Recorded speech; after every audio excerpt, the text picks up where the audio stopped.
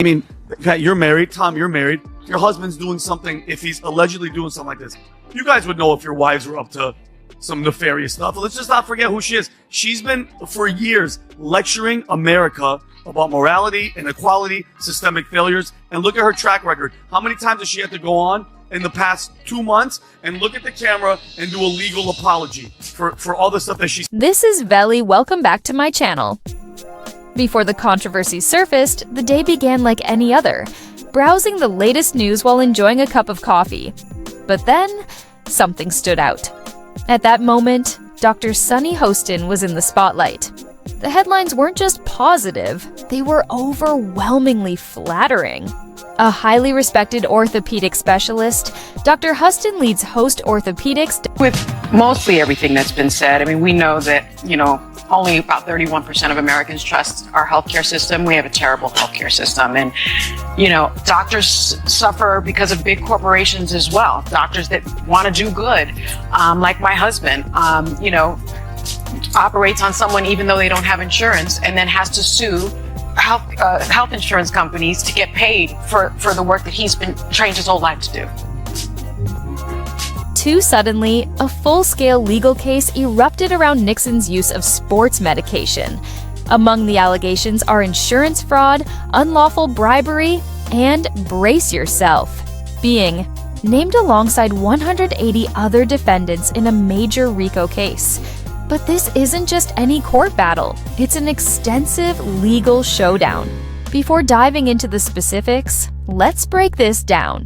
The Racketeer Influenced and Corrupt Organizations Act, or RICO, was initially designed to dismantle organized crime rings. Think mobsters, gangsters, and criminal enterprises. But this time, the accused aren't lurking in dark alleyways. Instead, they include doctors, surgeons, and entire medical teams. The trusted professionals now find themselves at the center of a legal storm, making this case feel more like an episode of Grey's Anatomy, without the heroics. According to the charges, Dr. Hostin and his associates were allegedly involved in a scheme to manipulate the healthcare system. They are accused of accepting bribes for performing unnecessary procedures and billing insurance companies for surgeries that never took place. Imagine this: insurance companies footing the bill, patients being wheeled into operating rooms for no reason, and money exchanging hands behind the scenes, turning the surgical ward into a high-stakes game of poker. In this case, Dr. Hostin is accused of accepting payments to promote arthroscopic procedures, minimally invasive surgeries, that use a small camera to examine joints. While these treatments are generally valid, the complaint suggests that some may not have been medically necessary. This raises a critical question. Were patients undergoing these procedures for legitimate medical reasons, or was it all about financial gain? If the allegations are true, this situation could resemble a soap opera plot. Patients trusting their doctor, only to discover they were merely part of a financial scheme. Beyond breaking trust, such deception can lead to lasting physical and emotional harm. The plaintiff, American Transit Insurance Company, ADCT, claims they were defrauded of millions. Their accusations? Being billed for procedures that either never happened or were entirely unnecessary. It's like paying for a steak dinner and getting tofu instead. But let's be fair, insurance companies aren't exactly flawless either. ADCT, like many others in the industry, has faced accusations of its own, denying claims, underpaying doctors, and employing various tactics to avoid payouts. So, the real question remains, is ADCT truly exposing a massive healthcare fraud, or is this a last-ditch effort by a struggling company to shift the blame? Intro for Dr. Hostin's attorney, Daniel Wheats, issued a strong statement dismissing the lawsuit as baseless and accusing ADCT of simply seeking financial recovery. He defended Dr. Hostin, arguing that the entire case is nothing more than a last-ditch effort by a struggling company on the brink of collapse. Then, the narrative took a sharp turn. Suddenly, Dr. Hostin was being portrayed as the real victim of fraud, a classic legal strategy in high-stakes cases. When under attack, the best defense is often a strong offense. And make no mistake, This legal battle is far from over, but there's more. The media quickly challenged this stance, calling out what they viewed as blatant hypocrisy. Critics pointed out that Sunny Hostin has spent years publicly condemning individuals for the very crimes her husband now stands accused of. Yet, as Dr. Hostin fights to clear his name, Sunny has remained unusually silent. Known for tackling tough issues head-on, her sudden absence from the conversation has left both fans and critics puzzled.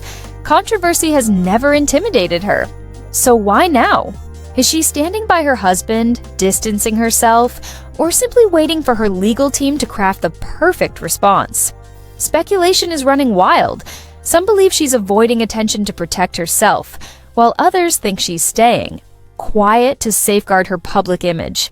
Either way, her silence is making just as much noise as a statement would. But here's the bigger picture. Dr. Hostin is just one of 180 defendants named in this case. We're talking about multiple doctors, offices, surgeons, and even entire hospitals. If these allegations prove true, this could be one of the largest medical fraud scandals in history. A vast web of corruption exploiting loopholes in the healthcare system to rake in millions. And who ultimately pays the price? Both patients and insurance providers, while the masterminds wear white coats and cash in on insurance premiums. Rather than a case of financial mismanagement, this situation feels more like the plot of a high-stakes heist movie. But beyond the lawsuits and accusations, a much deeper issue emerges. How much trust can we truly place in our healthcare system when profit seems to take precedence over patient care? When insurance companies prioritize revenue over people, confidence isn't just shaken, it's shattered. Patients should never have to question whether their doctor is acting in their best interest. They seek treatment, not to be reduced to mere pawns in a financial scheme. This case raises serious concerns about whether some medical professionals have put financial gain ahead of their patients' well-being. If the allegations hold true, countless individuals may have undergone unnecessary procedures, not for their health, but for someone else's profit. It's a serious breach of trust. On the other side of the courtroom, however, is American Transit Insurance Company, ADCT, which is also under scrutiny. If this lawsuit is merely a last-ditch attempt to divert attention from its own financial troubles, then neither side is truly innocent. ADCT has been accused of underpaying claims, dodging reimbursements through legal loopholes, and taking an aggressive stance against both hospitals and doctors. Could this case be nothing more than a desperate distraction to keep the company afloat? If so, they're only fueling an already raging fire. For now, everything remains in legal limbo. No convictions have been made against Dr. Hostin. These are still just allegations. However, with the case headed to trial, the battle is far from over. Both sides are preparing to leverage every resource at their disposal. The prosecution is expected to present financial records, whistleblower testimony, and evidence of fraudulent transactions. Meanwhile, the defense will attempt to dismantle the claims by questioning ADCT's motives and arguing that the lawsuit lacks merit. Meanwhile, media attention on the case continues to grow. Every new development is analyzed, every legal move dissected. The View is also under pressure to address the issue, leaving many wondering how long Sunny Hostin can stay silent. Will she finally speak out? If so, what will she say? And if she remains silent, will her credibility begin to erode? But beyond the media spectacle and courtroom drama, this case has already accomplished something significant. It has pulled back the curtain on unsettling realities within the healthcare and insurance industries, exposing how financial incentives can sometimes influence medical decisions more than actual patient care. And that's a deeply unsettling thought. Regardless of the verdict, one thing is clear: this case has highlighted systemic weaknesses in an industry built on trust. If Dr. Hostin is guilty, he's just one part of a much larger issue, an environment where corruption thrives in the shadows. If he's innocent, then this may simply be a desperate move by an insurance company trying to survive. Either way, something is clearly broken. As this controversy unfolds, one thing is certain: this isn't just another court case. The impact of this story will be felt long after the trial ends.